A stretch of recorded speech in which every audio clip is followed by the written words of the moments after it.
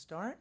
Welcome, everyone. My name is James Hirschberg. I'm the former director of the Cold War International History Project here, currently professor of History and International Affairs at George Washington University. I'm delighted to welcome you to an event long in the making, which is a seminar to mark the publication of Fredrik Logevall's magisterial new work, Embers of War. I'm happy to say that I've been able to follow this process for a long time. Fred and I met in the late 90s, just before the publication of his first classic book on the Vietnam War, Choosing War, which I think is the most important study of the process of U.S. escalation in Vietnam in the mid-1960s, combining sources from many different countries to analyze a familiar story in a fresh way.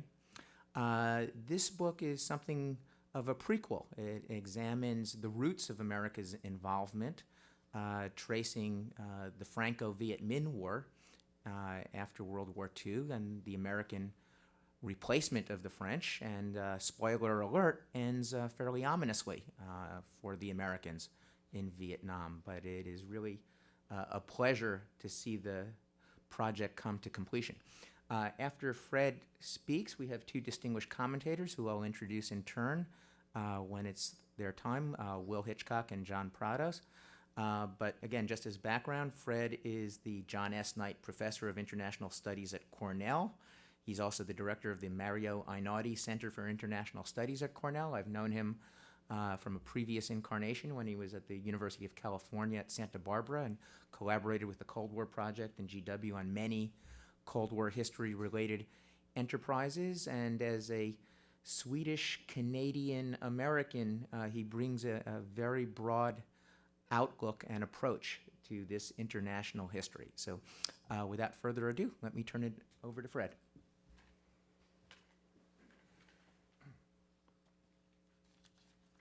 Well, thank you, Jim, and thank you all for coming. Jim mentioned that this day was a long day in coming, and that's certainly the case. I can't quite believe it. I maybe shouldn't admit right at the outset that I signed the contract for this book about 11 years ago, and here we are. But that makes it all the nicer in a way to be done. And I wrote the book really for two reasons, and I just want to spell those out briefly. First, in the course of really writing my first book and doing some of my early work on U.S. foreign policy in the Cold War, with particular attention to Vietnam, in the course of looking especially at the early and mid-1960s and the so-called Americanization of the war in Vietnam, I became more and more interested in what went before. And like I think anybody who studies the war, the American war that is, I had a sense, and I would say to my students in class, you have to understand the French period and you have to understand the importance of World War II to everything that happens later. But I would be conscious of the fact that I myself had a lot to learn about that earlier period, and I decided that I needed to find out more. I needed to do in-depth research on the early period and perhaps produce a book. So that was the first motivation. The second was my sense that we didn't really have a full-fledged narrative history of that early period. A lot of great books existed and exist. I use them in this book. As I say at the beginning of the acknowledgements, though my name is on the cover, this is very much a collective enterprise. I really do stand on the shoulders of a lot of people who have written about the French War and French colonialism and the early years of South Vietnam after 1954. And in particular, there's a lot of good French language literature in the form of memoirs, scholarship, some of the early histories that the French wrote. But nevertheless, I didn't think we had a book that really put the whole thing together, that told us how the whole saga of the struggle for Vietnam began, and I decided that I would try to do so. So this is a book that begins really in 1919, at the end of World War I, when the future of European empire seemed secure, at least to most people. that goes through the interwar period very quickly, I should suggest. The detailed narrative really begins with World War II. That then considers the war, the French war in full, and finally then the decision by the United States to build up and support South Vietnam. I should say, maybe parenthetically, that there was a third reason for this book happening, and that is that Jason Epstein, then a senior editor at Random House, and this was unbeknownst to me, Mr. Epstein, as I still call him, said to some of his colleagues in-house, you know, we should have somebody write the long-term origins of the war in Vietnam, a big history that looks at this internationally, that looks at World War II, and gives a kind of sweeping sense of how this thing came to happen. One thing led to another. They contacted me. I wanted to write this book anyway, and here we are. So it's really a story about one Western power's demise in Indochina and the arrival of another. The story of a revolutionary army's stunning victory in the face of immense challenge. But of course, it was a victory that would not end the struggle for Vietnam, as we all know. And I'm very keen this afternoon to make sure that Will and John get the mic. I also want to give all of you a chance to contribute. So I will make sure that I stick within the limit that Jim gave me. I'll go for maybe about another 20 minutes or so. And there are really 3 points that I want to make.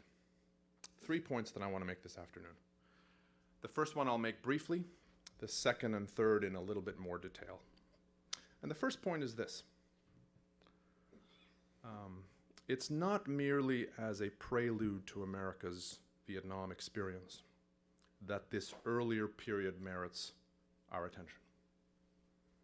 Straddling as it did the 20th century's midpoint, the French Indochina War sat at the intersection of the grand political forces that really drove world affairs in the 20th century. And so Indochina's experience between 1945 and 54 is intimately bound up, I argue in the book, with the transformative effects of the Second World War, with the outbreak and escalation of the Cold War, with the emergence of the United States as the predominant power in Asian and world affairs. And I think that the rise of the United States to that stature is an important sub-theme in the book, no question. And the struggle is also part of the story of European colonialism and its encounter with anti-colonial nationalists, who, of course, drew their inspiration in part from European and American ideas and promises. So the story that I tell in the book is both an East-West story and a North-South story.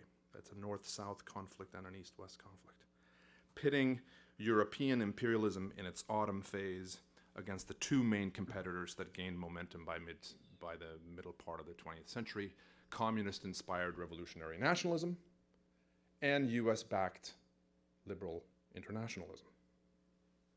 And if similar processes played out across much of the globe after 1945, Vietnam, it seems to me, deserves special study because it was one of the first places to see this destructive dynamic in place, and of course a place where this dynamic existed, decade after bloody decade. So that's the first point. It's important to think about the French Indochina War not just as a prelude to America's conflict. The second point I want to talk about a little bit is what scholars refer to as contingency versus structure. And I think this is something that all of us who write, we confront this question of contingency versus structure. And I want to talk a little bit about this because in retrospect, given the broad historical context, there is an air of inevitability about the flow of events in this story as there is about a great river. Think about this. A prostrate France, having been overrun by Nazi Germany in a mere 6 weeks in 1940, and further humiliated in meekly ceding Indochina to the advancing Japanese, sought after 1945 to reestablish colonial control. This at a time when the whole edifice of the European imperial system was crumbling. how could France possibly hope to succeed?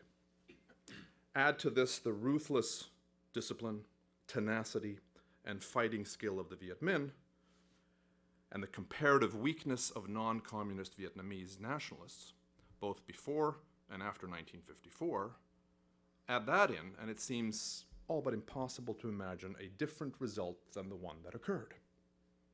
Yet, I submit to you, the story of the French Indochina War, and by the way, I'm using in this talk French Indochina War. Scholars endlessly debate what to call this conflict. For the purpose of this talk this afternoon, I'll use French Indochina War. Maybe we should say Franco-Viet Minh War. I think it's probably the one that people use the most among scholars. But the story of this war and its aftermath is a contingent one, full of alternative political choices, some of them big, some of them small, some of them taken, some of them not, in Paris and in Saigon, in Washington, in Beijing, and in the Viet Minh's headquarters in the jungles of Tonkin in northern Vietnam. And I think this is a reminder to all of us, or it should be, that to the decision makers of the past, the future was merely a set of possibilities. And if decolonization of Indochina was bound to occur, the process could have played out in a variety of ways, as the experience of European colonies in other parts of South and Southeast Asia showed. Moreover, I think we should remember, even though it's difficult in a way to do so now, we should remember that in the early going, the odds were against the Viet Minh. They were weak and vulnerable in military and diplomatic terms, a reality that was not lost on Ho Chi Minh, a political pragmatist who labored diligently and in vain both to head off war with France and to get official American backing for his cause. Another sub-theme in the book, if you will, is Ho Chi Minh's persistent belief from the 19-teens, I think at least until 1948-49, persistent belief on the part of Ho Chi Minh that the United States would ultimately be his ally in his quest for Vietnamese independence. But he couldn't get help from the Americans, nor could he get help from Stalin. Stalin mistrusted him, did not think, thought of him as being too independent-minded, I guess you could say, from a Soviet perspective. Ho couldn't even get help from the French Communist Party. The Communist Party in France was anxious to appear patriotic before the French electorate. It was anxious to appear moderate before that electorate. And in fact, I suggest in the book, the communists in France connived in the venture for reconquest of Indochina. So the point here is that the Viet Minh fought for a long time alone, largely isolated in non-Asian world opinion.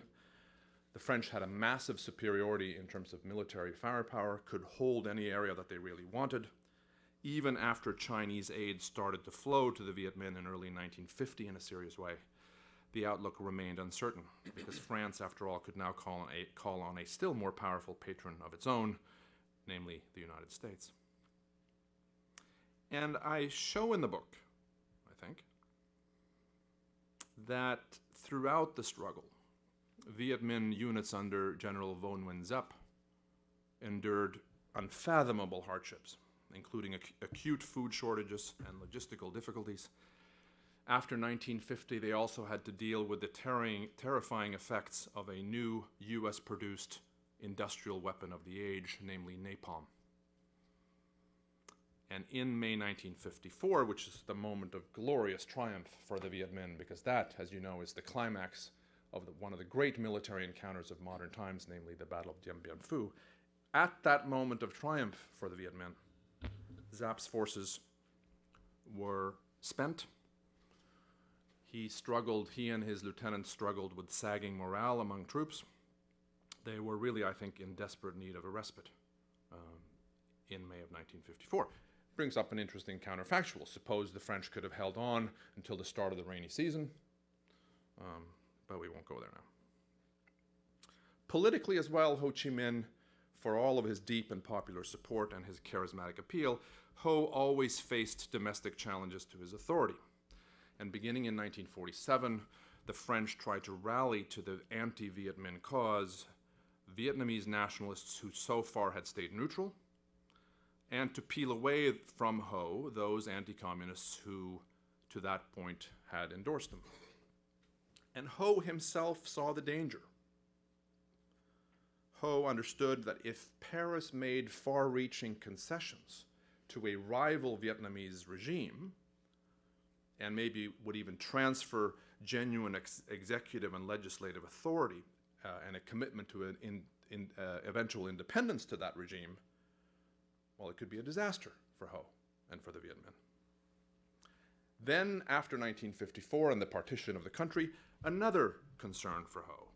What if the South Vietnamese government, whose leader Ngo Dinh Diem had nationalist credentials that were almost as sterling as Ho Chi Minh's own credentials, what if Diem could strengthen his authority to the point that he could doom forever the dream of a unified Vietnam under communist control? This was a live concern, it seems to me, I think the evidence shows, in Hanoi among Ho and his colleagues after 1954. Now, in suggesting then that these were possibilities, to say that there were unrealized alternatives is not to say that they were close to being realized. In other words, to argue for contingency and the inherent plausibility of alternative outcomes is not to say that all were equally probable. This is the advantage that hindsight gives us, it seems to me. And let me tell you just briefly what I mean. Though many senior French officials, and I think the record is quite clear on this. By the way, French archives are an absolute goldmine, both in Paris, in Aix, in many other, French repositories. There's a huge amount of material, only a portion of which I used. Many French officials understood that in Vietnamese nationalism, they faced a very potent entity. One made immeasurably stronger by the nature and outcome of the Pacific War. Here again, this is where World War II, it seems to me, is absolutely crucial. Even though many French officials understood this on an intellectual level, they could never bring themselves to grant the concessions necessary to have a hope of mollifying this force. An independent Vietnam, wholly or mostly out of French control, remained outside their imaginations. They could not make, and this is a point that Paul Mus, among others, I think have made effectively, these French officials could never make the mental leap required to imagine a Vietnam wholly or mostly out of French control. American officials, who pressed their French counterparts to grant full independence and continue the war against the Viet Minh, did not comprehend the basic problem. And this is something French officials tried to say to them, especially after 1952 and into 53, when the French really want out. And they're staying in the war in large part because of American pressure. US officials did not understand the basic problem. Why should France fight a dangerous, bloody, inconclusive war that would end in the abandonment of French interests in Asia? Americans couldn't quite grapple with that question. So for the French, I think we make a mistake if we overplay the idea that Paris leaders might have easily gone a different way, might easily have chosen differently. And I think the same is true of the Americans later on. Let me talk a little bit about the Americans, and then I'll go to my third and final point. From the beginning, I show in the book, from before the shooting started, there were skeptics on the American side. During World War II, Franklin Roosevelt was their champion. And it's not fanciful to believe, I would argue. We'll maybe have a discussion about this after. It's not fanciful to believe that had he lived beyond 1945, another counterfactual, can't resist. Had he lived beyond 1945, FDR would have tried to keep France from forcibly reclaiming control of Indochina, and might well have succeeded. thereby changing the flow of history. But of course, Roosevelt did not survive beyond 45. He died. And soon thereafter, patterns of thought were laid down that would drive U.S. policy for the next 20 years. American leaders in this era, 1945 to 65, American leaders always had real choices about which way to go in the struggle, which way to go in Vietnam. Yet the policy always moved in the direction of deeper U.S. involvement. Successive administrations could have shifted course, could have done so in hindsight, which is one thing, but could also have done so in the context of the time. And this, of course, in terms of the later period, is a principal theme in my first book, Choosing War. They could have chosen differently, could have chosen a different course, but they never did. Hence, it seems to me, the danger of too much emphasis on contingency. Too much emphasis on contingency can cause us to lose sight of the continuities that permeate the entire American experience, the entire American enterprise in Vietnam. And hence, it seems to me, the vital importance, if we are to understand the American War, of reckoning seriously with what came before. Which brings me to my third point. And the third point is, to an extraordinary degree, Americans followed in the footsteps of the French. To study these wars in succession, and for the moment, I'll go along with the idea that we have a first Indochina War and then a second. Some scholars have suggested that we really need to think of them very much as one struggle. But for the moment, let's refer to war in plural.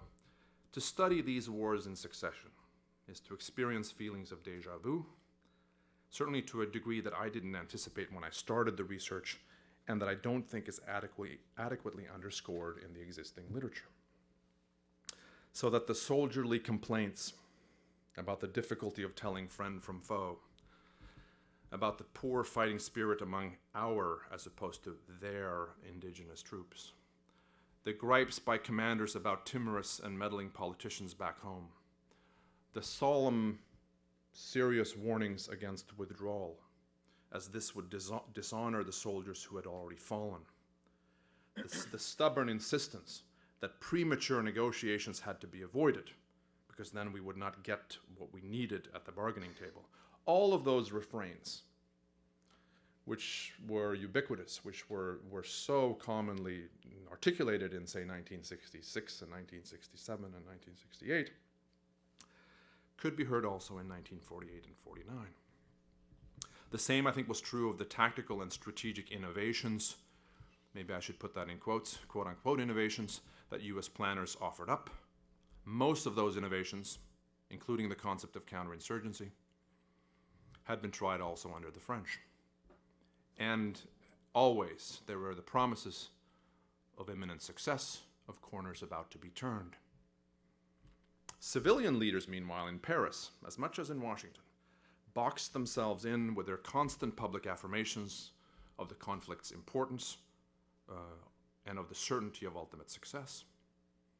To order a halt and reverse course would be to call into question their own and their country's judgment, and to threaten their careers, their reputations. Don't underestimate the importance of careerism in the story that we're telling. Far better in the short term, which is usually the term that matters most to the ambitious politician, far better in the short term to forge ahead and hope for the best, to ignore the warning signs, to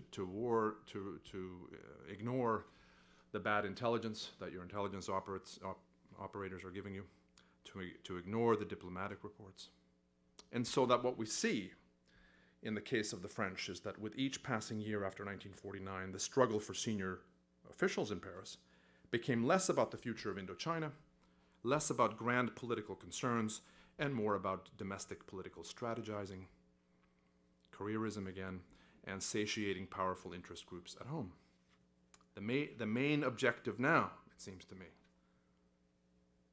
was to avoid embarrassment and hang on, to muddle through, to avoid outright defeat, at least until the next vote of confidence or the next election.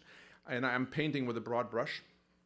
and it's maybe not quite true of all of the senior French policymakers, but even somebody who I would consider to be a true believer, like Georges Bidault. Bidault, I think, to a degree I didn't believe before, himself lost faith in the importance of this conflict, and yet felt determined, more for political reasons, to hang on. Daniel Ellsberg would refer to this as the Stalemate Machine, with reference to the American War. I suggest in this book that it was fully operational also during the French struggle. Now, US officials for a long time convinced themselves that the remarkable similarities between the French experience and what they themselves were finding. For a long time, US officials convinced themselves that those similarities were not really there. What mattered, these US officials said, was that the French were a decadent people, trying vainly to prop up a colonial empire. Their army was a hidebound, intellectually bankrupt enterprise. Shackled as they were by their humiliating defeat in 1940 and their dependence on African colonial units and the German-dominated Foreign Legion, no wonder the French lost. They fought badly. They were devious. They were myopic in terms of their vision. They had fought badly in Indochina and deserved to lose. End of story. We, the Americans, on the other hand, are the good guys. Militarily invincible. We have selflessly come to help the Vietnamese in their hour of need, and then we will go home. We're untainted by colonialism. Indeed, we ourselves are born out of an anti-colonial reaction, and we're the champion of freedom, the engine in the global drive to stamp out rapacious communist expansion. That was the argument that was made, sometimes I think with greater conviction than US officials actually felt, but that was the argument made.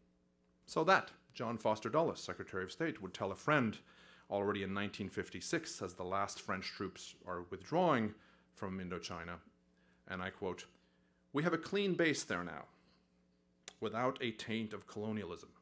Dien Bien Phu was a blessing in disguise." John Foster Dulles. This was, I argue, for the most part, a delusion. For one thing, the French Expeditionary Corps usually fought with bravery and determination and skill, as my book shows. For another, France's war was also America's war. Washington footed much of the bill, supplied most of the weaponry, and pressed Paris leaders to hang tough when their will faltered. Well before the climax at Dien Bien Phu, Viet Minh leaders considered the United States, not France, to be their principal adversary.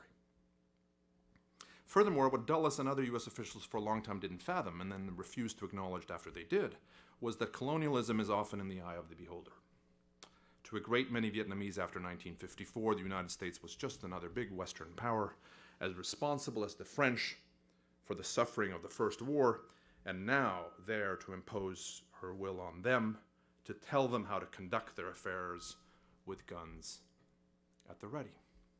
Meanwhile, the other side, led by the venerable Uncle Ho, had opposed the Japanese and driven out the French, and thereby secured a nationalist legitimacy that was in a fundamental way fixed for all time. Whatever the governing misdeeds, and they were very considerable, of the regime might have been. Let me conclude by skipping ahead to 1965. This is of course the year when Americanization really gets underway, 1965.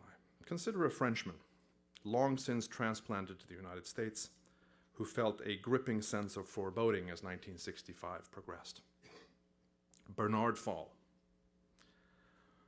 Over the previous decade, Bernard Fall had become America's most respected expert, I think it's fair to say, on the First Indochina War, as it was now coming to be called. The second one is beginning. He was the author of numerous books and articles, notable for their informed and dispassionate analysis. He, for a long time, by the way, taught right here in the city at Howard University, and while a student at Syracuse University, was at a workshop in Washington. This was in 1952, I think, when professors gave him the idea of studying Indochina. So the idea for Bernard Fall to become an Indochina expert also was planted here in Washington. But he had a sense of foreboding as 1965 progressed. And what's interesting about this is that Fall thought superficial, the casual way in which some critics of US involvement invoked the French analogy. The United States, Fall would insist to these critics, was immensely more powerful than France had ever been in Indochina, especially in the air. US military strength was immeasurably greater, he would say time and again. But even as he made this comparison, Fall doubted that it would make a decisive difference in the end. That the unleashing of massive American firepower might make the war, quote, military unlosable, unquote, in the short term. He wrote that in the fall of 65. It might make the war military unlosable, but at immense cost, the destruction of Vietnam. And he quoted Tacitus, quote, "They have made a desert and called it peace," unquote. Even then, Fall continued, Ho's communists would not be vanquished. For in this conflict, military prowess meant only so much. The war had to be won politically if it was to be won at all. This was the pivotal point about the French analogy, Fall said. This was the lesson that must be learned. And yet he was finding that few in Washington seemed prepared to learn that lesson. Few seemed prepared to acknowledge the salient facts about counterinsurgency warfare, that the French had learned the hard way. That results, for one thing, can be measured only over a period of years. That success requires an effective host government that in the end can carry the burden on its own.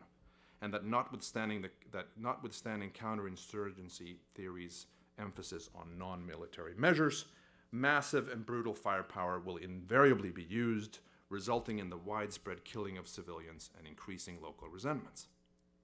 Decades later, in a new century, Americans were still struggling to come to grips with these realities. And I sometimes wonder what Bernard Fall would have made of these later military interventions and the debates surrounding them. And we won't know, because Bernard Fall was killed while accompanying a US Marine battalion in an operation in 1967 in South Vietnam.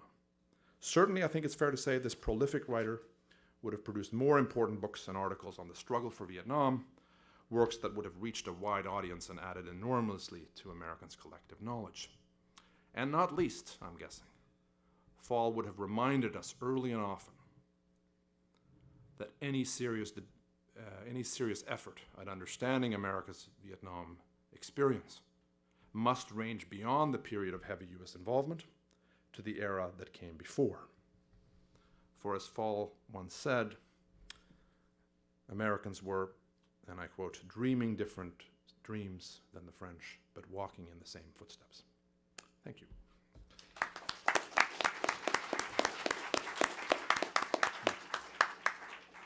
Thank you, Fred.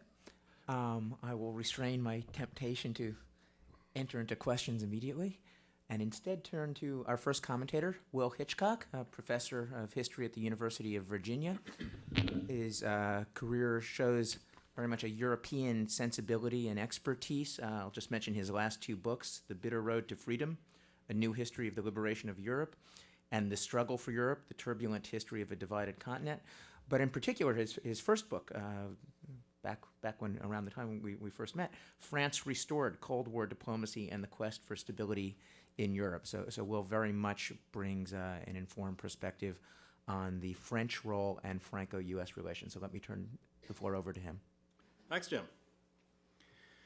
And thanks to the Wilson Center for having me and for organizing this terrific discussion. So this is, let's just get the positives out of the way quickly. This is a magnificent book. Take your time on those. No.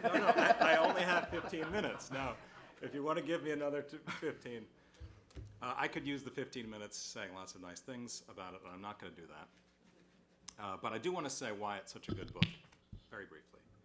First, it's beautifully written, and that's a real pleasure that you have if you haven't read it yet. That's something you have to look forward to. It's beautifully written, not something academics can always be relied upon to do. It takes on a big, important topic, perhaps one of the biggest of the 20th century. That's also something that academics are not always prone to do. It takes on a really big topic and tells us why it's important and what the stakes are here.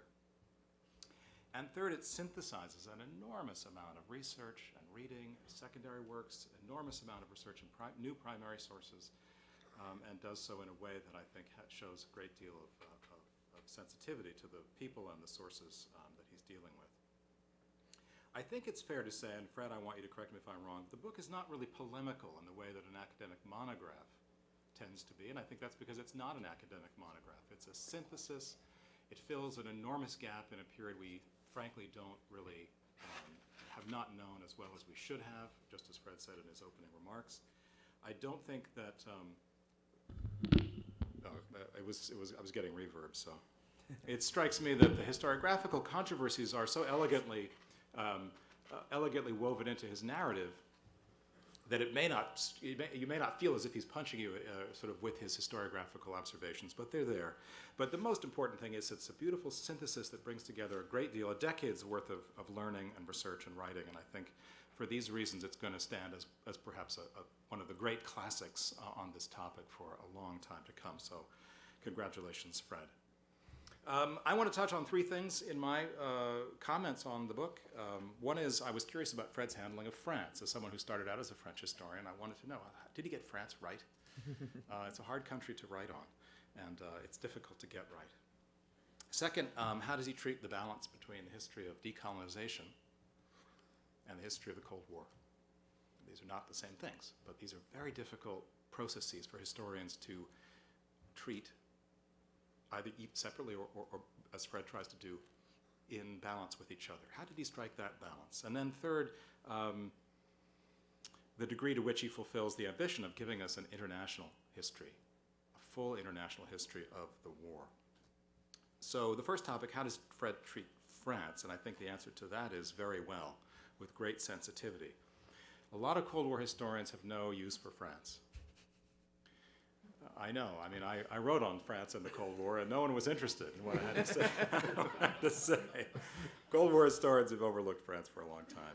They're not that interested, and this, frankly, reflects the biases of U.S. policymakers at the time that were frustrated by France, felt constantly at cross purposes with the French leaders of this time, and Fred has shown why that is. French leaders took positions that set them at odds with the United States throughout much of the past half century. So, of course, there were plenty of grounds for these frustrations on the part of the Americans. But I think one task of the historian is to set aside these sort of built-in biases and say, let's treat these people and their objectives with fairness and with care. And I think Fred does that very well. So we come away with a very elegant feel for some of the major figures, especially in those early chapters. De Gaulle's initial steps at remilitarizing Vietnam, I think, is a wonderful story that Fred really nails at the beginning. We see the enormous amount of autonomy and freedom that French generals and military officials had on the ground in Vietnam right at the beginning. We learn a lot of wonderfully rich new details about French military figures and other civilian players. Thierry d'Argenlieu, the admiral who plays a critical role in militarizing the conflict, General Delattre, General Leclerc, and Henri Navarre, and others, all of these are given, flesh is put on the skeleton. These have been names in countless surveys of the Vietnam War, but very few historians have ever actually fleshed out the portrait as well as Fred has done, so that's just wonderful. One character I wish there was more on is Georges Bidault. I mean, at one point you said this is Bidault's war if it's anyone. And he's just an absolutely difficult figure to figure out. A man who, Catholic politician, worked his way up to essentially the leader of the Metropolitan Resistance in the Second World War, became the dominant foreign policy figure of the Fourth Republic, and then became an absolute hardcore diehard on Algeria.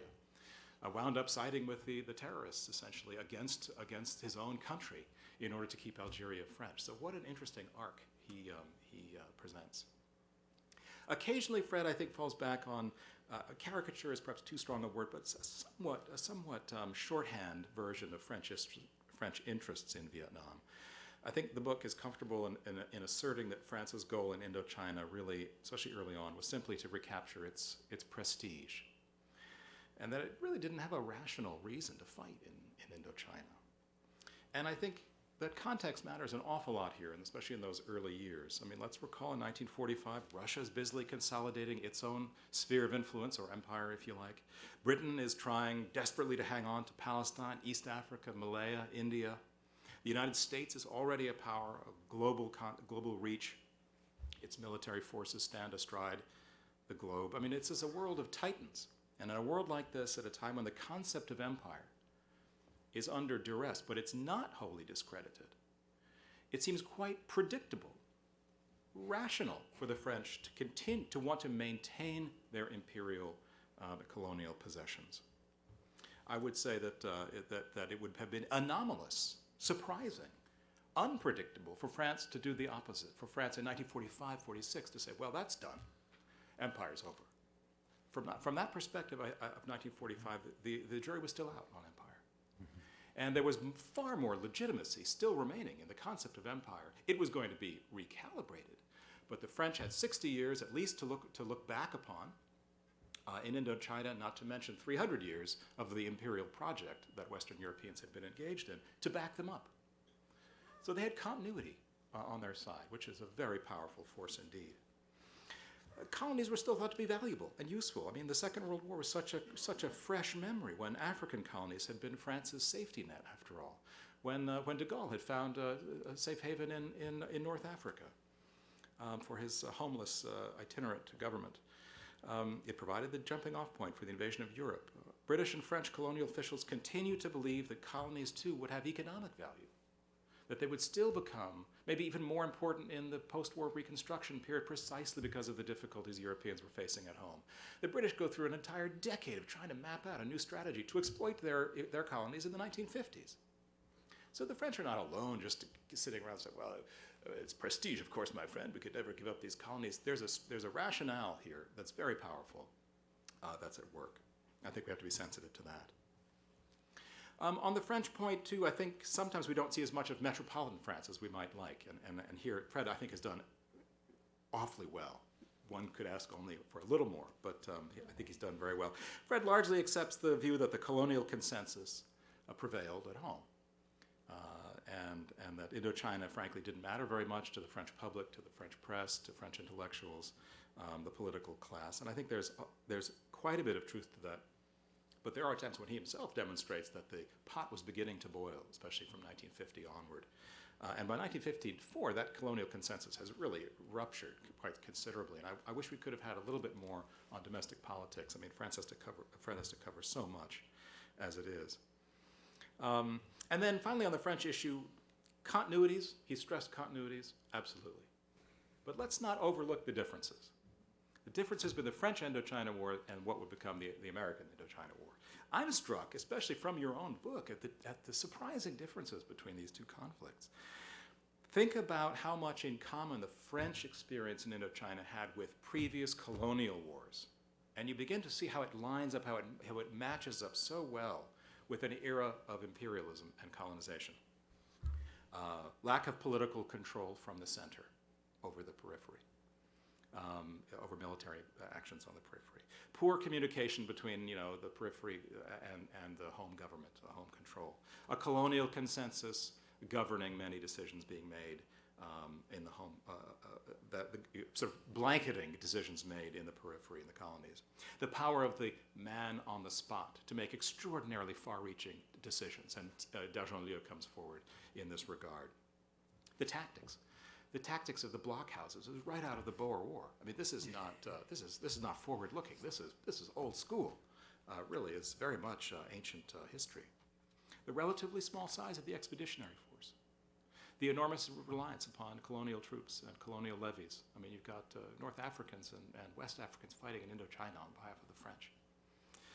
Dien Bien Phu, I mean, it is a major military engagement, but in some ways it sounds and feels a little more like, Adwa and Isandlwana than it does anything the Americans are going to encounter. It strikes me it's the end of a long chain of imperial, it's a denouement of sorts of the imperial story.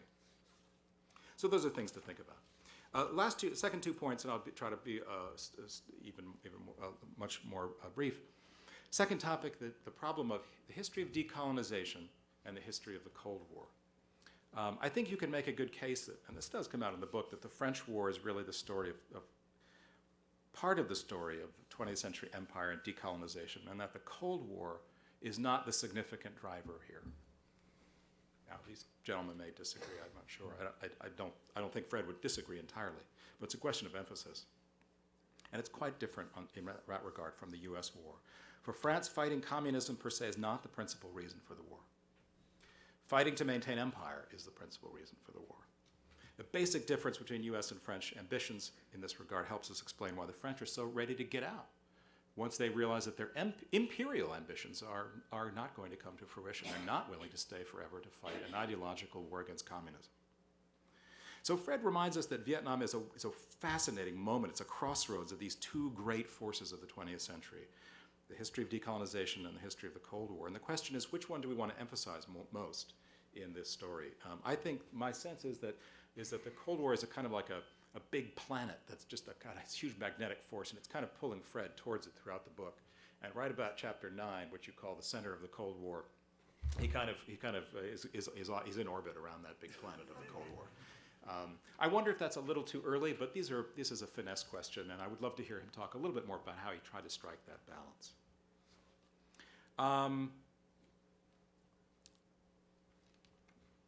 Final point is the question of international history. Is it as full an international history as could be written about the Vietnam War? Obviously, I don't think one person could write a complete global international history of even the French Vietnam War, not to mention what would come later.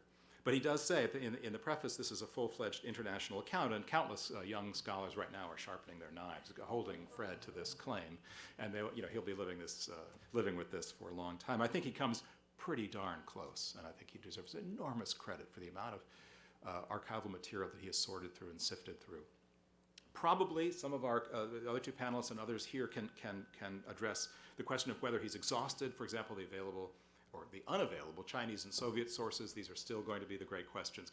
Is there anything more to be found, more to be had? We'll get, Fred can talk about his encounters in that front. But there's just a couple of other things I think are missing that are much more readily available. One is I was surprised that Fred didn't kind of hold up the Algerian conflict for comparative purposes, so that we could get a better sense that Indochina is not the only thing that matters for France in the 1950s.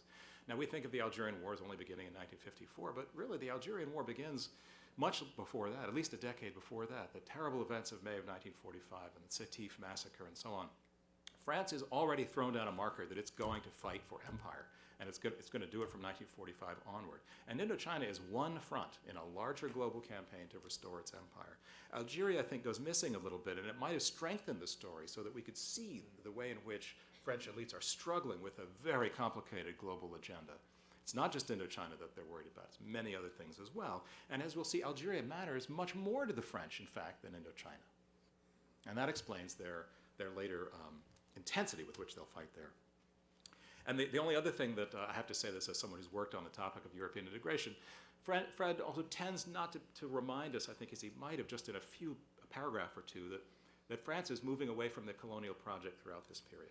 That what French elites are most concerned with, frankly, by 1950 onward is figuring out a way out of empire so that they can recreate the sinews of power in Europe itself. And their relationship with the Germans becomes the dominant preoccupation of the entire French foreign policy establishment, frankly. And unfortunately, Germany and the entire story of European recovery and the interests of France in Europe it can't find a place in this book. Really, it's another story altogether. But it's an essential one to remind us that we may think that Indochina matters a great deal to France throughout this book and throughout this period, but actually the significance of Indochina is beginning to diminish quite considerably as this decade wears on. And the significance of other conflicts, Algeria, and also other opportunities, the European Reconstruction Project, are starting to rise. So I'll just end there to say this is a phenomenal book. It's filled with exciting things that await you as readers to encounter, and I think Fred has just done a magnificent job. Thank you, Will. Let me turn next with great pleasure to John Prados. Over the past few decades, John has been an astonishingly prolific author on topics relating to the Vietnam War, to U.S. national security and foreign policy, to military history. Most recently, for example, well, it's not most recent, there have been a couple of books since then. His book, Vietnam, The History of an Unwinnable War, was one of 3 books he has authored that was nominated for a Pulitzer Prize. And the French War is not unfamiliar to him. I remember back when I was in graduate school, one of his first books was about Operation Vulture, a secret plan in which the U.S. considered the use of nuclear weapons to try to rescue the French at Dien Bien Phu. So this is a topic that John has studied for a very long time. He most recently has finished a book that's about to be published, Islands of Destiny, The Solomon's Campaign, and the Eclipse of the Rising Sun. And he is affiliated with the National Security Archive at George Washington University. So let me turn it over to John.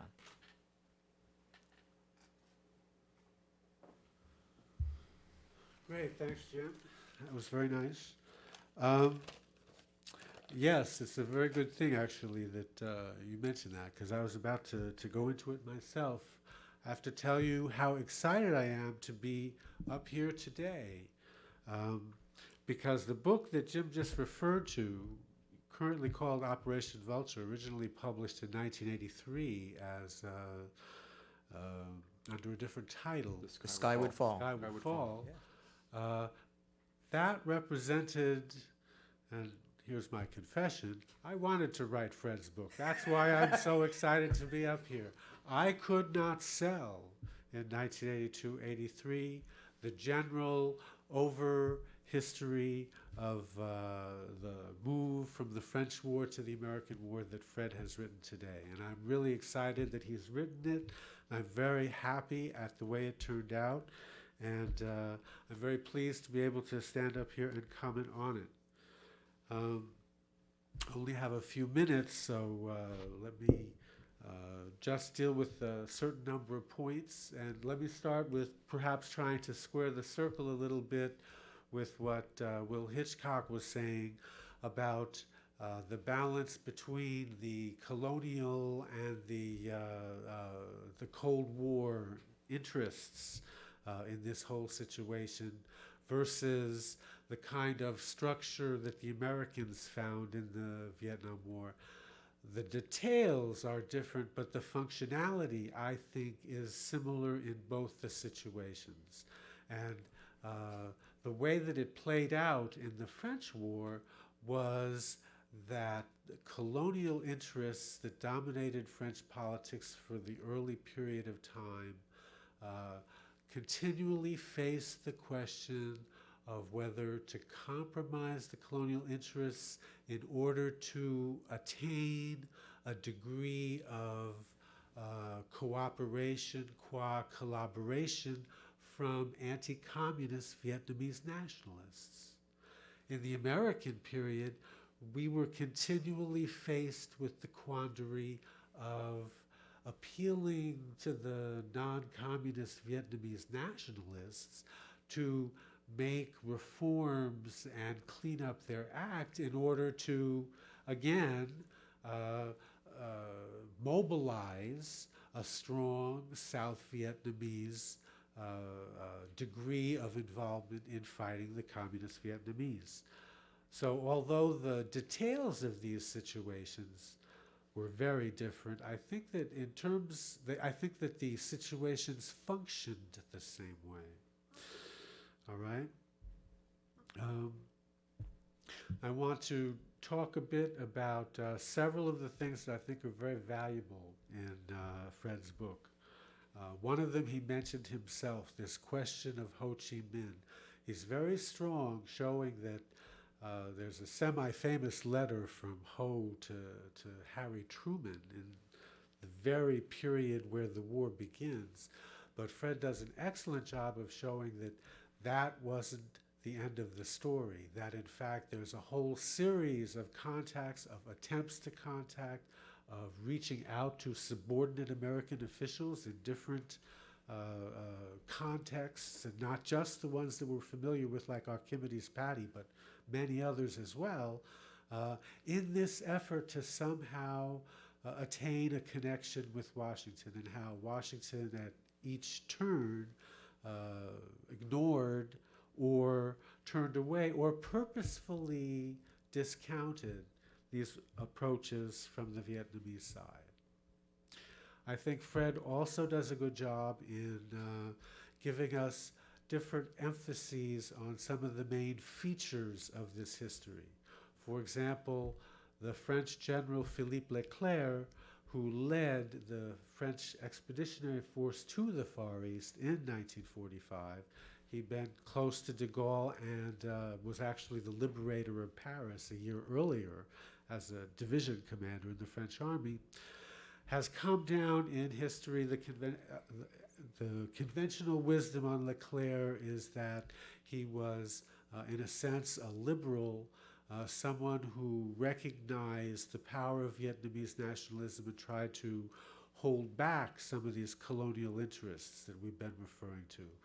And Fred shows us how Leclerc actually is a much more complex figure than that and was really quite prepared to take a route of force and not simply to make concessions to Vietnamese nationalism, but that the exigencies of the situation in which he found himself in Indochina in 1945-46 led him into making the recommendations that eventually he did.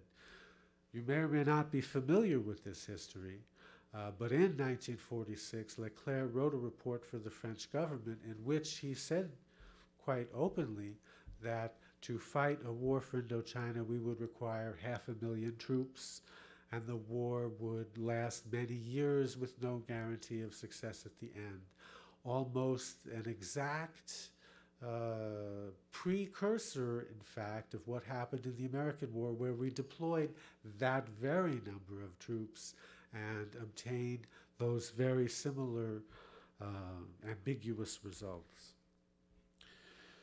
The most important feature of this history, I think, in terms of the comparisons between the French and the Americans, is that Fred shows, by implication and also explicitly in various contexts, that France in Vietnam in 1945, in 1950, in 1954, successively had to compromise on those colonial interests in order to obtain the support that it felt necessary for the prosecution of this conflict.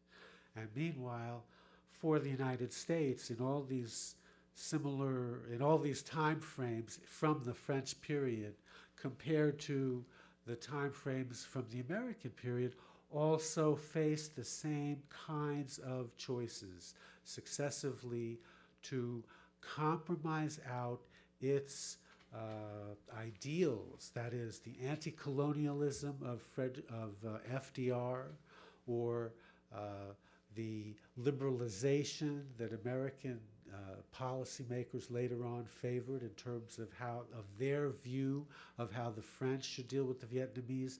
In each situation, in 45, in 50, in 53, 54, they compromised out their own ideals for the purpose of obtaining French boots on the ground to fight the war in Indochina, the larger policy objective that they sought to obtain. Fred has done an enormous amount of research, as you've heard, and has managed to cram a great deal of stuff into this book, but there are still things to be done in Vietnamese studies. One place I think where this book could have done better, and perhaps it's because we need more research, is on the Vietnamese side. There's a series of battles, beginning with the ones for the Red River Delta in 1951 and lasting through Dien Bien Phu in 1954, in which the large-scale units that were fielded by the Viet Minh face French regular forces. The question of Vietnamese strategy in all of that and in combination with Vietnamese strategy, the question of the role of the People's Republic of China in supporting the Viet Minh is something which I think is kind of shortchanged in this book. The Viet Minh in late 1951 began systematically to attack into the mountains, what I call the Thai mountain region of northern Tonkin, toward the Laotian border, eventually to invade Laos in the spring of 1953. That maneuver, starting in late 1951, the strategic purpose of it really is betrayed by the fact that the Viet Minh continued to follow that line of operations throughout the period through the end of the war. And this sense of an actual strategy doesn't come out, I think, in Embers of War, nor does it come out nor does the question get treated of how much of that strategic approach was Vietnamese based and how much of it was based on Chinese appreciations of strategy pressed on the Viet Minh. There are sources in Ho Chi Minh's writings and some other evidence that suggests that this strategy was all Vietnamese. On the other hand, there are scholars working in the Chinese sources who tell us that this whole strategy was a Chinese idea that was pressed on the Vietnamese.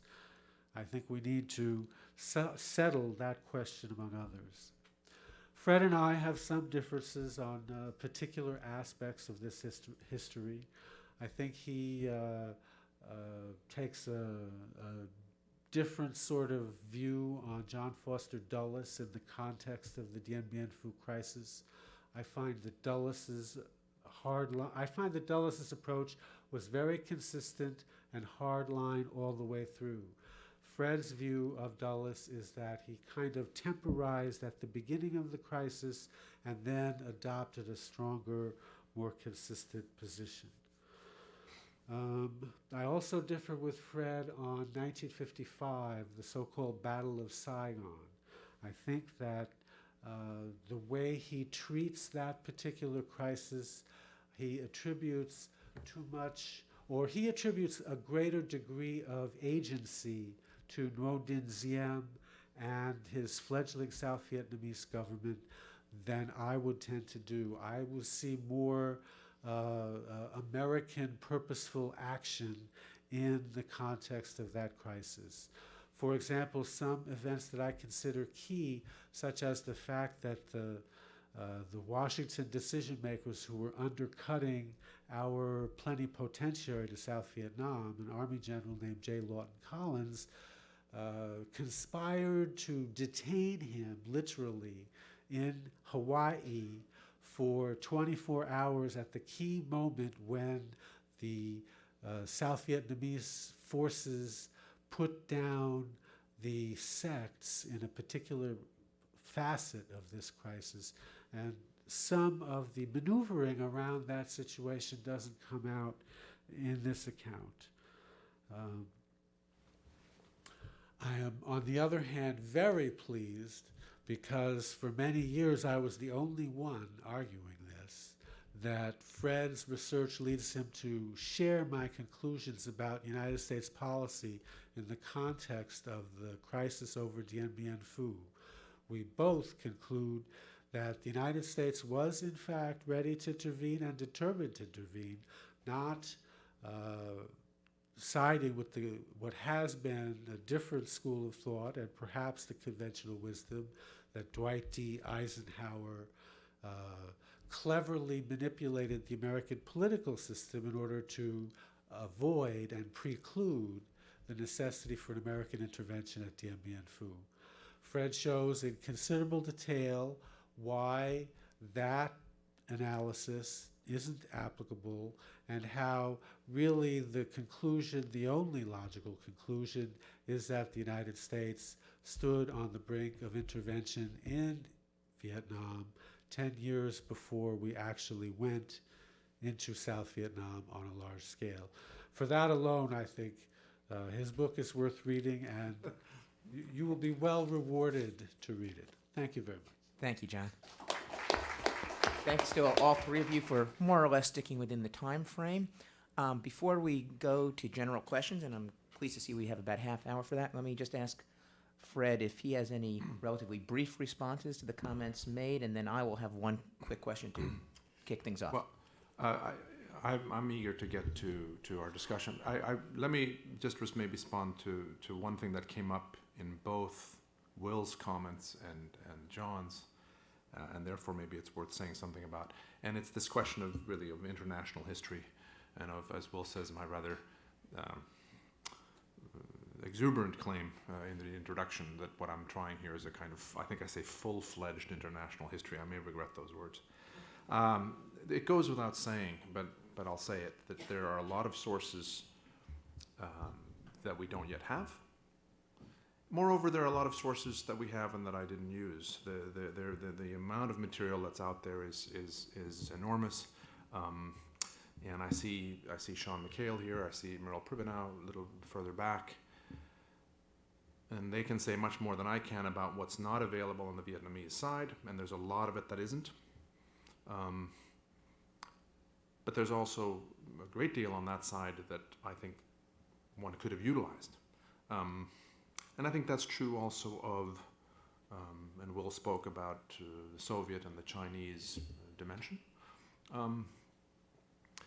One question I have, maybe it's a question that defies answer, but I'm interested in whether, when we get, let's not say if, when we get high-level materials from Vietnam, when we get Politburo records from Vietnam, how much will they change the debate that goes on, at least in this country, about the Vietnam Wars? I have a suspicion that they won't actually change the debate very much. What they will do is they will allow us to debate the same old questions with a higher level of sophistication. It's a little bit analogous maybe to what we see in terms of the communist sources that came out in, having to do with Soviet decision-making and the broader Cold War. I'm not sure that in terms of the historiographical debate in the United States, those materials, and again, they're limited also on that issue, really changed, excuse me, how we debate things. But you're both quite right that there's so much more that could be done here on the Chinese and on the Soviet side, on the Vietnamese side most of all. I've tried to make use of a lot of it. I do think that it is an international history, maybe not a full-fledged one. And just very quickly on John's point, you're quite right, John, completely right. It seems to me that Chinese sources will claim that the Chinese were responsible for a lot of the strategic decisions that the Viet Minh made after 1950. And my good colleague at Cornell, Chen Zhen, who works in those sources, will say to me, Fred, the Chinese are absolutely crucial to all of these decisions. The Vietnamese sources say, well, we're very grateful for the Chinese support, and we certainly listened to our Chinese advisors, but we, the Viet Minh, we made our own decisions, and often we did so in defiance of what the Chinese wanted. So it's a very interesting debate, but maybe I'll stop there and then turn it back to you. Do you want to? I'll just kick things off with a quick comment and recalling that around this time Fred and I first met in 1997, John and I had just a few months earlier, in June 1997, been in Hanoi for the sort of epical and surreal occasion of Robert McNamara leading an American delegation in Hanoi to explore, quote, missed opportunities, question mark, chances potentially to limit or end earlier the Vietnam War. And close readers of subtitles will note that Fred and I are both aficionados of lost chances for peace. Both Fred's book, Choosing War, and my new book on the Vietnam War, Marigold, The Lost Chance for Peace in Vietnam, implied that indeed contingency had a role, that things might have turned out differently. So I would just like to pose for Fred, since he mentioned better answers to old questions, this chestnut of whether or not there was a missed opportunity for the United States to avoid the disaster of Vietnam has been swirling around really since the Pentagon Papers came out in 1971 and first revealed Ho's unanswered appeals for American recognition. And Fred has already mentioned, that FDR's death was obviously pivotal. And by the way, that is very much endorsed by Frank Castigliola's new book, Roosevelt's Lost Alliances, and many other ways. But after Roosevelt's death, there are a few moments that you deal with in your story. One is, of course, Ho's not one but 9 unanswered appeals for recognition. Second is, even after that episode, during the Franco-Viet Minh War, Ho Chi Minh sought American mediation between the United States and France and was rebuffed and essentially ignored. And then finally, of course, there is the provision in the Geneva Accords to hold elections in 1956, which Eisenhower admits the U.S. strongly opposed and essentially supported Diem in Saigon and ignoring, because everyone told him and everyone predicted that Ho Chi Minh would have won 80% of the vote. So I'm just wondering, in this long process of researching and writing this story, did your views change at all as to the plausibility of any of these alleged missed opportunities or any others that you came along? Oh, okay. The question ended up a little different than I thought it was. You can answer either one. The one I Well, asked or the one you thought I was going to ask. Well, I would say that the last one that you mentioned is one that I've thought a lot about. That is to say, the provision in the Accords for the election of 1956. And I'm reminded of a discussion that I had at Cornell about halfway through the writing process, or maybe a little bit later. So let's say this was 2 or 3 years ago. And a very good scholar at Princeton, some of you know, Tom Christensen, was at Cornell. We were talking about these things, and Tom's view of the war, I think I'm representing him fairly. Tom's view is that in the context of its time, the American intervention in Vietnam was defensible, and it made sense. I'm not sure that Tom would call himself a hawk on the war per se, or call himself a Vietnam revisionist, but I think Tom is more prepared to argue for that major American intervention in 1964-65 than I would be. But Tom said something interesting. He said, the thing that I come back to is 1956. And so we got into a very interesting discussion about this, and I think we both agreed that, if you want to use the term missed opportunity, that is a missed opportunity. And there were people in the American government saying this at the time, which I think it matters. I think it matters not so much what we see in hindsight, but what we can see in terms of what people actually were saying. They were saying at the time, we should allow this, the consultations for the election to take place, which was in 1955, and then we should allow the vote to take place. We're far better off making a defensive stand in Thailand or in some other place in the region. This is not the geography that we want for a major military encounter. Look what the French had experienced. Many of those skeptics in the middle levels of the government in 1955 and 56 refer to the French analogy, which I think is interesting. So I'm not sure that's a change, Jim, but that's, I guess if we could talk about missed opportunities a lot, but I would focus at least in part on 56. I would just note for readers one thing that Fred deals with in the book but didn't mention in his comments, which is the centrality of the communist victory in China in 1949. We have a friend and colleague, Mark Lawrence, who did a book called Assuming the Burden that looks at U.S., British, French relations on Indochina and Vietnam. Terrific book. From 1945 to 1950. And he really shows how until 1949 there was an argument within the Truman administration, especially at those mid-levels, between those who were Eurocentric, those who were Asia-centric, but those who tended to view the Viet Minh struggle as through an anti-colonial lens, and others who viewed it through an emerging Cold War lens. And what really and you can even find documents how as late as early 1949 documents in the U.S. government referring to the French and the Indonesian struggles for independence in the same breath, as more or less places where the Dutch and the French needed to recognize the tendency of history and make their exits. But by the end of 1949, Indochina, like Korea, is firmly linked to the East Asian front of the Cold War, and that argument essentially ends. Okay, let me open the floor, and please raise your hand, and wait till the microphone comes, tell us who your question is directed towards, and please identify yourself. Over there. My name is Stephen Shore. I think, James, you may have inadvertently answered at least part of the question I was going to ask. The United States did force the Dutch to cease recolonizing Indonesia.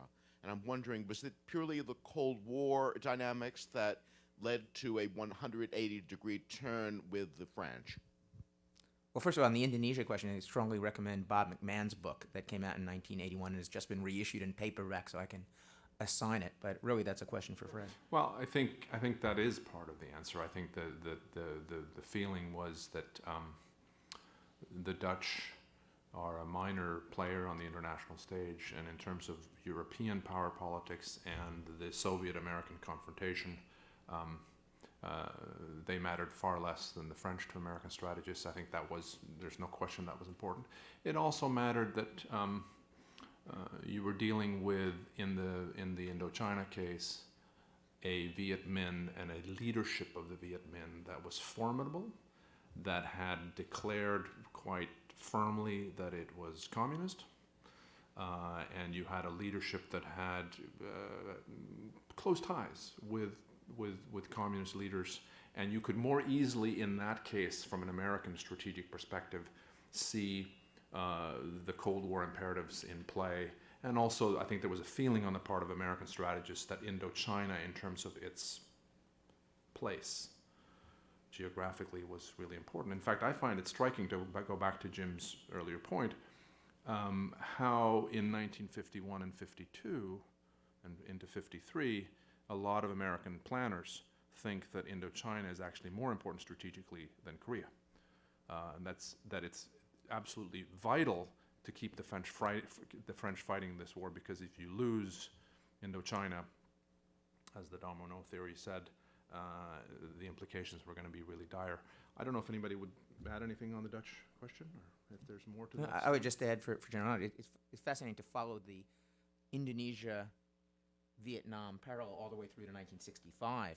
But in the case of 48, 49, as late as 48, you find documents in the U.S. government saying, is Ho Chi Minh an Asian Tito, implying that, he could be someone who might turn out to be neutral. But the difference is that Sukarno, by suppressing a communist uprising in September 1948, proves his anti-communist colors, even though the Dutch, just like the French, were trying to reframe their, essentially, efforts to retain their colonial position in a Cold War anti-communist context, the better to get American support and also to divert Marshall Plan aid. I should say, by the way, before you go to the next one, that I have a graduate student who's just finished a very good dissertation. Her name is Irene Vrinta, and she wrote a dissertation that she just finished on the Indonesian struggle, 45 to 50. Okay, next, over here. Steve? Stephen Morris. Fred, congratulations on a very impressive effort. It's very difficult to write this kind of book, which covers so many grounds. And of course, it's often not very difficult to stumble on some particular part of the whole tapestry. I want to bring your attention to the question of the nature of the Vietnamese communists, because, as you know, there's another view of the Vietnamese communists, the one that you present. You present the view that they were primarily nationalists who used communism as a means towards a nationalist goal. Mm-hmm. And as a part of that story, you argue that Stalin was distrustful of Ho Chi Minh because he was too independent-minded. Now, with regard to that, I would like to ask you, how do you deal with the fact that Ho Chi Minh suppressed all non-communist nationalism, which wasn't under his control, and he insisted on a Leninist structure, including front organizations, for any non-communist nationalist to participate in the revolution? And that's a story you deal with very fleetingly in your book. Not the period 1945 to 46, killing even the Trotskyites, which is described in great detail. The whole story is described in great detail in Bernard Full, and more particularly in Joseph Buttinger's 2 volumes. The second issue is why, if they're primarily nationalists, did they adopt in toto the Chinese model of communism up until 1958 and retain that model right up until 1990? In other words, they constructed a communist type of internal social, political, economic organization. So that's my first question. The second is with regard to the relationship with Stalin. You argue, as I said, that Stalin was suspicious of him. How come Ho Chi Minh survived the 30s. You're mistaken in your book, by the way, when you give in your prologue a brief description of where Ho Chi Minh was. You say he's continually on the move. In fact, if you'd read in complete detail Sophie Quinn Judge's book, you would know that he was under some kind of detention in Moscow and out of the party, and survived Stalin's terror at a time when most Vietnamese who could be considered in any way independent were assassinated. And secondly, with regard to the, and he was not only did he survive, but then he was sent on an assignment to China by the Comintern in 1938. The second incident, which is very important for you to address, is if Stalin really thought that Ho Chi Minh by 1950 was independent-minded, how come he got out of Moscow? He went to Moscow. It was in the height of the anti-Tito hysteria in the communist world, when anybody who blinked in a certain way could be sent off to the Gulag or executed. Yet Ho Chi Minh not only survived his visit to Moscow, he was given aid via the Chinese on Stalin's orders. So there is another argument, that Stalin was hesitant to support Ho Chi Minh earlier on because he didn't think he had a chance of winning. That's a different perspective. So I'd like you to come to terms with that. Oh, and finally, one final thing, if I could. Keep it short, though, Steve. All right. With regard to Ho's attitude towards Stalin, the Vietnamese communists consistently celebrated Stalin's birthday and celebrated his contribution to the international communist movement, particularly the suppression of the Trotskyites internationally. This is a hardcore Stalinist doctrinal position, and it was maintained long after Stalin died, when most of the East Europeans would never dare utter such a pronouncement. Okay, thanks, Stephen. And I would just interject to temporize the whole thing that unfortunately the records of Ho Chi Minh's visits to Moscow in early 1950 and in 1952 have still not emerged from the presidential archives. So, we still have more to learn about that. Anyway, Fred. Well, thank you, Steve, for that. There was a lot there. I would say, I would say just a few things. I think, Steve, that the old debate about whether we're talking here about nationalists or communists, I think it's a false dichotomy in a way. I think that there's no doubt that the Viet Minh leadership, including Ho, believed that communism were dedicated communists, believed that it was the best path of development for their country, but it was their country. And I don't think that there's necessarily a contradiction. And so I don't know that I don't necessarily disagree with any of the things. I think you made 3 points, and I think I would probably say that you're quite right about all of them, in terms of adopting the Chinese model, for example, in terms of relations with Stalin, celebrating Stalin's legacy and birthday and so forth. It seems to me that that's, in a way, neither here nor there. Or I think you would attach more importance to that than maybe I would. I think that the evidence that I've seen, at least, is quite clear that the nationalism was paramount, came first and foremost, that Stalin did have real suspicions of Ho Chi Minh and what he sought to do. I don't think that necessarily means to me that when you go to Moscow, you're going to get bumped off, because there are lots of reasons why Stalin might say, no, I need this guy to be alive. And this is an important theater in the Cold War.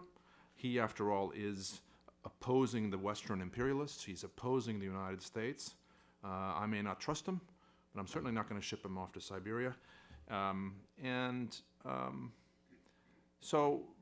then, of course, Jim has made an important point, which is that we're still lacking very important materials, I think, on the Vietnamese side in terms of these bilateral relationships with both the Chinese and the Soviets, and these visits that you're referring to. And so the beginning, I hope, of an answer. Yeah. I mean, this is a target for much additional research. I would just add one little anecdote from the conference in Hanoi that John and I attended. We had long conversations with the late lamented Lu Don Nguyen, who actually fought in the Viet Minh forces and was later a diplomat. And I asked him at one point, what were you fighting for? World revolution which is implicit in the relationship that you're implying in terms of the focus on communism rather than national, or for Vietnamese independence. And he basically said, until Geneva 54, world revolution. After that, we knew we could only be trusting them to a limited extent, and I was fighting for Vietnamese interests, that the bloom was off to the extent that, they felt they were part of a grand global revolutionary movement. But that's a relationship, and, that obviously requires a lot more exploration. I would say, just while on that point, that I'm skeptical even about the first claim, and I interviewed Lou Donwin too. I'm not sure. It might have been true of him, Yeah, but that's that until 54 they were fighting first and foremost for world revolution. I don't see it. Okay, that's one answer. Next. Sean? Wait for the microphone, please. I want to go back to the question raised by Professor Hitchcock, or the point about the not the similarities between the American period, but the dissimilarities. Because to me, actually, the dissimilarities really are striking. In fact, what Professor Hitchcock said about this essentially being a colonial war is obvious when you look at actually who constituted the fighting forces who were fighting against the Viet Minh. If you actually look at the number of people who died on the French side during the First Indochina War, about a third of them were French nationals and 2/3 were other people.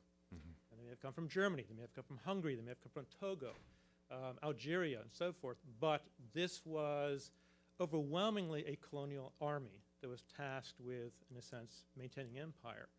And that's actually one of the major differences between the French period and the American period. Yeah, I could go on. And so, but rather than go on, I want to push back and ask you, well, what about that alternative argument?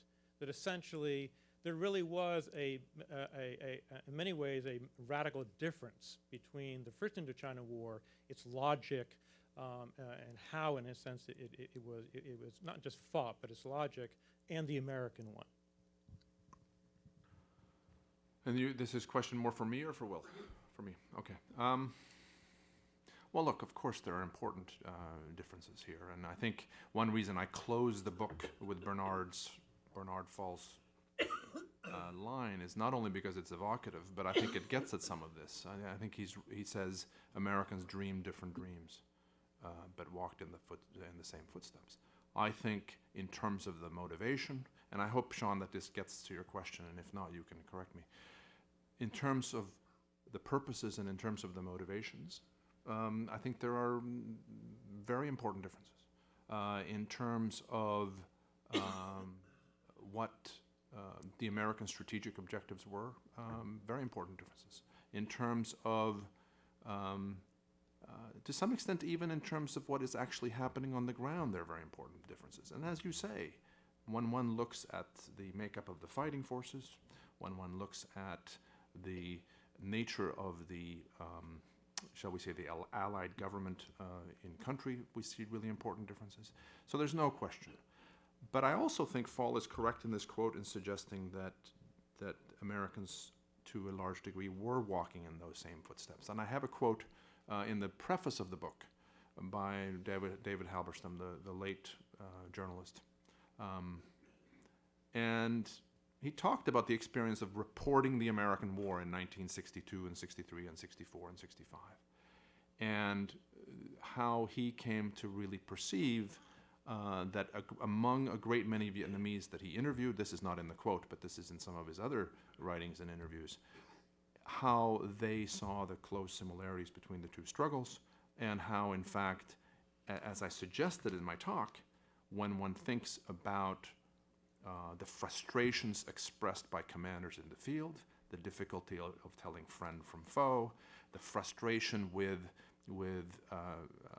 Vietnamese political figures, first under Bao Dai, and then maybe under Diem or Thieu later on, the feeling that you had to avoid premature negotiations, that those who had already died, somehow their loss had to be vindicated, and therefore you had to stay with this struggle. The degree to which, and I didn't talk about this today, the degree to which I would argue that French leaders and later American leaders made decisions on Vietnam for domestic political reasons. I'm increasingly convinced that this mattered a lot. Will can agree or disagree, but this mattered a great deal, not just after 49 and 50, but from an early point, it had a lot to do with domestic political strategizing, and I'm convinced on the basis of my work in this book and my previous work that mattered a great deal for Kennedy and Johnson and Nixon in particular, but even those who came before. So it's a very large question you ask, Sean. I'd love to talk further about it, but there are differences, but also some strong similarities. Can I ask a question of Will? Because I'll keep it very brief. But Will, as Jim may have mentioned, Will is working on a big book about Eisenhower, and maybe you're still very much in the research phase in which you can dodge this question. But John spoke about the fact that John and I agree about Eisenhower in the spring of 1954, and John and I have both concluded on the basis of our reading of the evidence that Eisenhower, under certain conditions, is very prepared to go in. What do you think? Or have you not gotten to that? Well, I'll let you know when the book is done. But I think I like your emphasis because it reveals an Eisenhower. You know, the pendulum is swinging back and forth on Eisenhower. He was a dummy. He was a golfer. No, he knew everything. He was totally in charge. It's probably somewhere in between. And what I found is that depending on when you find Eisenhower, he changes his mind a lot. He actually prevaricates quite a lot. And there are moments, sometimes in the same day, when he refers to certain sets of principles. If you're going to go to war, really go to war. You know, he's a Clausewitzian one day. Then it's about small operations, limited operations, covert operations, go in light. And you find Eisenhower not inconsistent or contradictory, but depending on the circumstances, speaking out of both corners of his mouth. I think on this particular question, I much prefer the explanation that you have offered than the one that he basically manipulated the Congress into blocking what he publicly said was his policy, but actually turned out, well, I can't do it because I don't have the Congress behind me. Whew, boy, that's a lot of moves to be thinking ahead, which Eisenhower was very smart, but I think that's too risky a ploy. For a man of Eisenhower's credentials, he could, if he really wanted to, perhaps he could have persuaded the Congress, and in fact, I thought the Melanie Billings Union argument was that he couldn't get the British. And the British as well. They're right? all excuses. Yes, They're They're all excuses. Yes, exactly. But just say something to Sean here. Tell a story. You know, We're we have short a on great. time, though. I know. Quick. We have a great obstacle in terms of the whole question of Indochina as a colonial conflict. And the story is this: a few years ago, including at various events that Jim hosted, I made an effort to argue the case that Indochina was a colonial conflict and had nothing to do with the Cold War. And the consensus was so heavily in favor of the position that the whole Vietnam conflict was all part of the Cold War that I made no impact at all. And this I tried before half a dozen audiences, not just one, over a period of about a year. So it really is a tall I think actually the consensus is that it tasted great and was less filling. That it was a colonial and a Cold War conflict that intersected and overlapped both narratives. But we can continue that discussion later. I'm glad to say we can continue the question and answer and the conversation over drinks and nibbles outside, and also allow yourself to be distracted by the stacks of books that are available for sale. Let me also just add one last encomium for Fred's book that neither of the other commentators said, which is that this is not only a fabulous piece of diplomatic, political, and indeed military history, but this is also an incredibly sensitive piece of cultural history that it also indeed is literary. There's a wonderful section on Graham Greene and the genesis and course of the Quiet American, which foreshadows what is going to happen to the United States a decade later, but is actually written in 1953 to 55 against the backdrop of the events Fred describes. And it really, frankly, reads like a great novel with a lot of footnotes. So with that, I'd like you to join me in thanking Fred and our speakers.